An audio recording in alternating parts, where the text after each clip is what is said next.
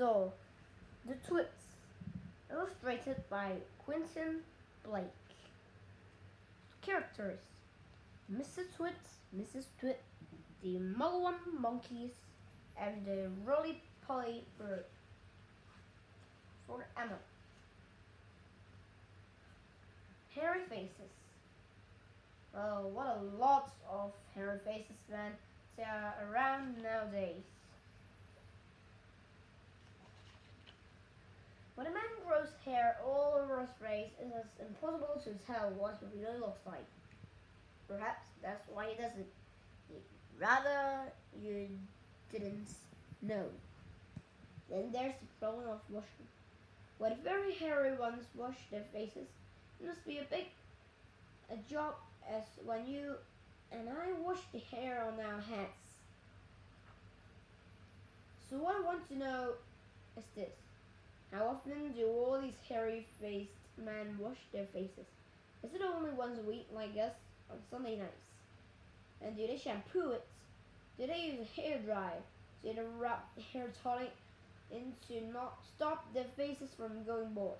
Do they go to a barber to have their hairy faces cut and trimmed, or do they do it themselves in front of the bathroom mirror with nail scissors? I don't know. Next time when you see a man with a hair face, which will probably be as soon as you step out onto the street, maybe you will look at him more closely and start wondering about some of these things. Mr. Twits.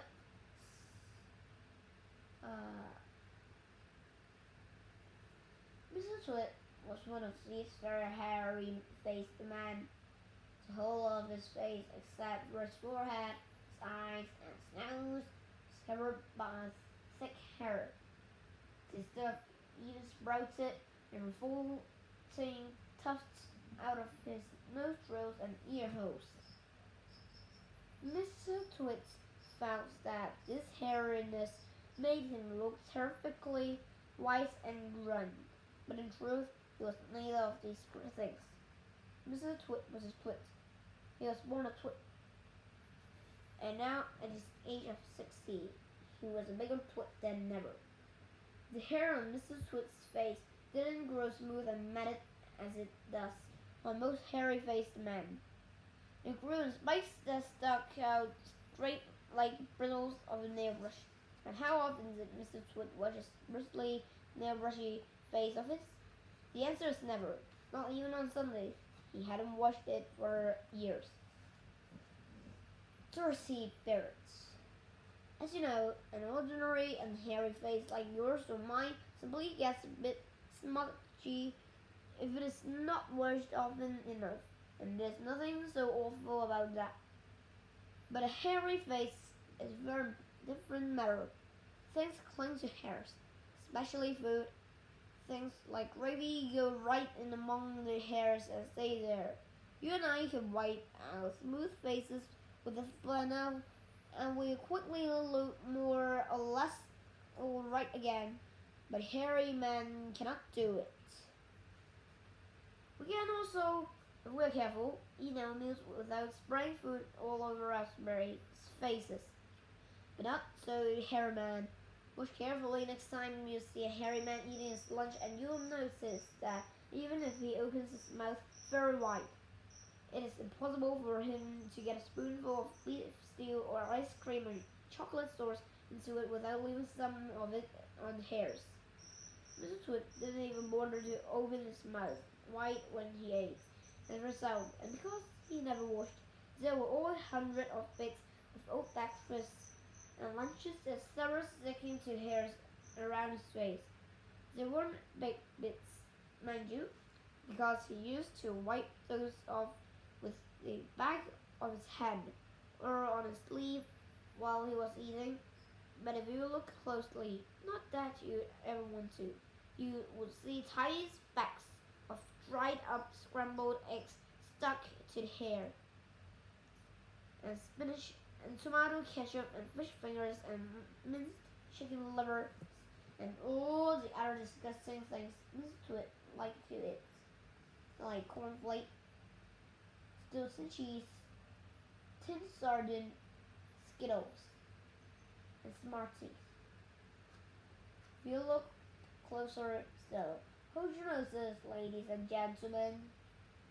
If you peer deep into the mustachy bristles sticking out over his upper lip, that you had that had escaped the white of his hand, things that had been there for months and months, like a piece of maggoty green cheese or a moldy old cornflake, or even the slimy tail of a tin sardine. Because of all this, Mr. Twit never went really hungry by sticking out his tongue and curling it sideways to explore a hairy jungle around his sideways to his mouth.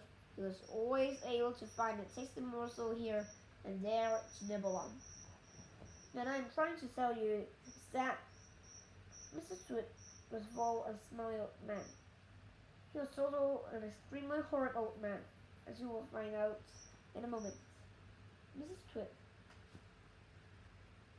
Mrs. Twit was no better than her husband. She did not, of course, have a hairy face. It was a pity she didn't, because that, at any rate, would have hidden some of her evil ugliness.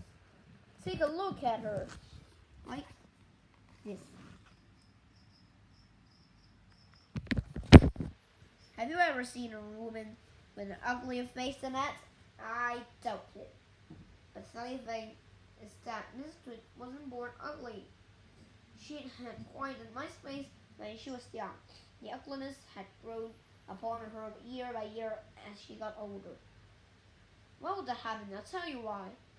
If a person has ugly thoughts, it begins to show on the face, and when that person has ugly thoughts, every day, every week, every year, the face gets uglier and uglier until it gets so ugly you can hardly bear to look at it. A person who has good thoughts cannot ever be ugly. You can have a wonky nose, a crooked mouth, and a double chin and stick out teeth. But if you had good thoughts, they will shine out of your face like sunbeams, and you will always look lovely. Nothing shone out of Mrs. Twit's face. In her right hand she carried a walking stick. She used to tell people that it was because she had warts growing on the sole of her left foot, and walking was painful. But the real reason she carried a stick was so that she could hit things with it, things like dogs and cats and small children.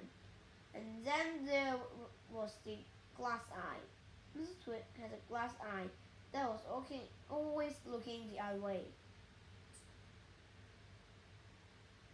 The glass eye.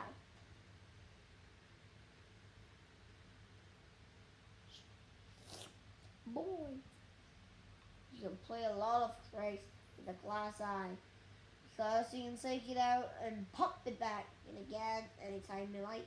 You can bet your life Mrs. Twit knew all the tricks. One morning she took out her glass eye and dropped it into Mrs. Twit's mug of beer when he wasn't looking. Mrs. Twit sat there drinking the beer slowly. The froth made a white ring on the hairs around his mouth. He wiped the white froth onto his sleeve and wiped his sleeves on his trousers. "You're playing something," Mrs. Twit said. Keep her back turned so you wouldn't see that she had taken out her glass eye. "Never you go, all quiet like that. I know very well you're plotting something." Mrs. Twit was right. Mrs. Twit was playing away like mad. He was trying to think of a real nasty trick he could play on his wife that day. So Mrs. Twit and Mr. Twit are very similar, so I will call Mrs. Twit as Twit and Mr. Twit as A. "You'd better be careful," Twit said, "because when I see you starting to plot, I'll watch you like a wombat. Only I'll call Mrs. Twit B." "Oh, do shut up, you old hag," A said. He went on drinking his beer, and his evil mind kept working away on the latest horrid trick he was going to play on the old woman.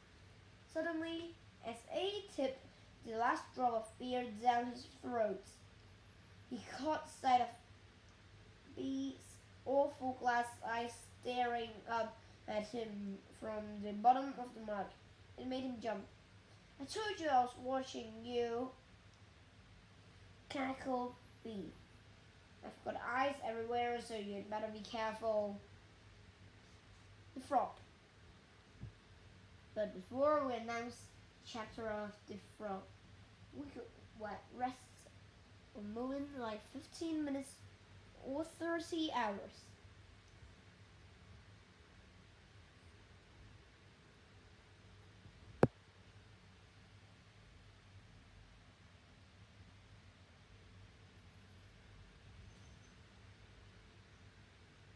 Just kidding. Like 1 minute should be enough. To pay her back for the glass eye in his beer, Mr. Twits decided he would put a frog in Mrs. Twits' bag. He cut a big one down by the pond and carried it back secretly in a box. That night, when Bee was in the bathroom getting ready for bed, Ace slipped the frog between her sheets. Then he got into his own bed and waited for the fun to begin. Bee came back and he climbed into her bed and put out the light. She lay there in the dark, scratching her tummy. Her tummy was itching. Dirty old hags like her always have itchy tummies. Then all at once she felt something cold and slimy crawling over her feet. She screamed. "What's the matter with you, Ace?" "Help!" screamed Bee, bouncing about. "There's something in my bed." "How bad is that giant skillewiggler I saw on the floor just now?" A sack. So this is the only word in this book invented by Roald. Skillewiggler. No, noun. Small creature with big sharp teeth. "That what?" screamed Bee. "I tried to kill it, but it got away," A said. "It's got teeth like screwdrivers. "Help!" screamed Bee. "Save me, it's all over my feet." "It'll bite off your toes," said A. Bee fainted. A got out of bed and fetched a jug of cold water. He poured the water over Bee's head to revive her. The frog crawled up from under the sheet to get near the water, started jumping about on the pillow. Frogs love water. This one was having a good time. When Bee came to, the frog had just jumped onto her face. "This is not a nice thing to happen to anyone in bed at night," she screamed again. "By golly, it is a giant skillewiggler," A said. "It'll bite off your nose." Bee leapt out of bed and flew downstairs and spent the night on the sofa. The frog went to sleep on her pillow. The wormy spaghetti.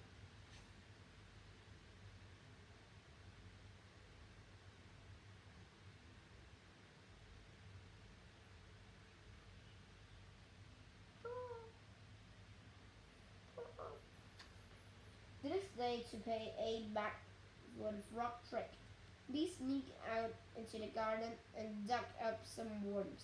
She chose big long ones and put them in a tin and carried the tin back to the house under her apron.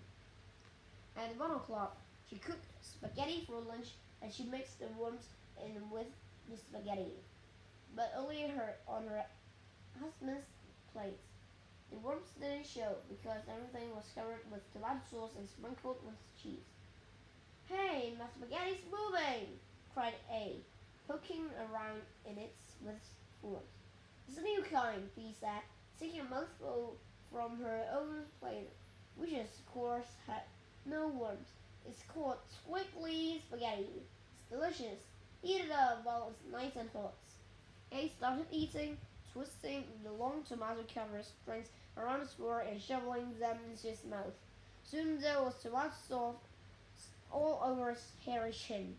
"It's not as good as the ordinary kind," he said, talking with his mouth full. "It's so squishy." "I find it very tasty," he said. She was watching him from the other end of the table. It gave her great pleasure to watch him eating worms. "I find it rather bitter," A said. "It's got a distinctly bitter flavor. Buy the other kind next time." Bee waited until A had eaten the whole plateful. Then she said, "You want to know why spaghetti was squishy?" A wiped the tomato sauce from his spear with the corner of the tablecloth. "Why?" he said. "And why it has a nasty bitter taste?" "Why?" he said. "Because it was worms," cried Bee, clapping her hands and stamping her feet on the floor and rocking with horrible laughter. A funny walking stick. To play Mrs. Twit back full of worms and spaghetti, Mr. Twit thought up a really clever, nasty trick. One night, when the old woman was asleep, he crept out of bed and took a walking stick downstairs to his workshop. There, stuck a tiny round piece of wood, no thicker than a penny, onto the bottom of the stick. This made the stick longer, but the difference was so small. The next morning, B didn't notice it. The following night, A stuck on another tiny bit of wood. Every night, he crept downstairs and added an extra tiny thickness of wood to the end of the walking stick. He did it very neatly so that the extra bits looked like part of the old stick. Gradually, but oh so gradually, B's walking stick was getting longer and longer. Now when something is growing very slowly, it's almost impossible to notice it happening. You yourself, for example, are actually growing taller every day that goes by, but you wouldn't think it, would you? It's happening so slowly you can't even notice it from one week to the next. It was the same with B's walking stick. It was also slow and gradual that she didn't notice how long it was getting, even when it was halfway out to her shoulder. "That stick's too long for you," A said to her one day. "Why, so it is," B said, looking at the stick. "I've had a feeling there was something wrong, but I couldn't for the life of me think what it was." "There's something wrong, all right," A said, beginning to enjoy himself. "What could have happened?" B said, staring at her old walking stick. It would suddenly have grown longer.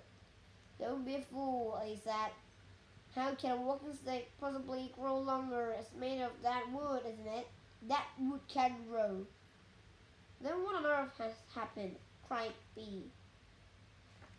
"It's not a stick, it's you," said Mr. Twit, grinning horribly. "It's you that's getting shorter. I've been noticing it for some time now." "It's not true," cried B. "You're shrinking, woman," said A. "It's not possible." "Oh yes, it jolly well is," said A. "You're shrinking fast. You're shrinking dangerously fast. Why, you must have shrunk at least 1 foot in the last few days." "Never!" she cried. "Of course you have. Take a look at your stick, you old goat, and see how much you've shrunk in comparison. You've got the shrinks, that's what you've got. You've got the dreaded shrinks." B began to feel so trembly she had to sit down.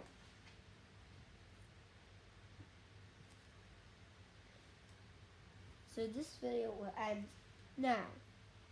Please listen to me. The next chapters, the whole book, will be performed later, not now.